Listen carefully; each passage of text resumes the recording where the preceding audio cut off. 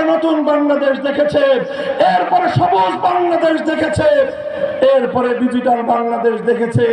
যাওয়ার সময় আমাদের আপা আমাদেরকে স্মার্ট বাংলাদেশের ভেলকিও দেখায় গেছে।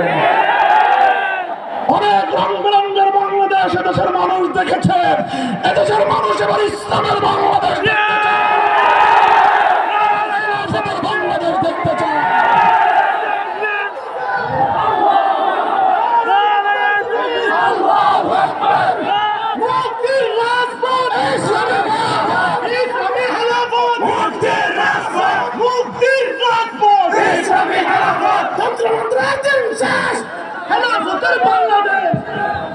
সংগ্রামী সাথী ও বন্ধুগণ, আমার সর্বশেষ আহ্বান ইন্টারিম গভর্নমেন্টের কাছে, ৭২-এর সংবিধান থেকে সংবিধানকে খোল লালচে পাল্টে ফেলে নতুন ভাবে সংবিধান প্রণয়ন করুন। সেই সংবিধান থেকে ভারতীয় ধর্মনিরপেক্ষ মতবাদ নয়াদিল্লিতে আবার পাঠিয়ে দিন। সংবিধানে বিসমিল্লাহির রহমানির রহিম বহাল থাকবে।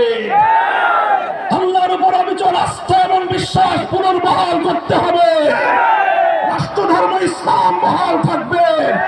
সেই সঙ্গে কোরআন সুন্নাহ বিরোধী কোন আইন তৈরি না করবার ঘোষণা সংবিধানে থাকতে হবে।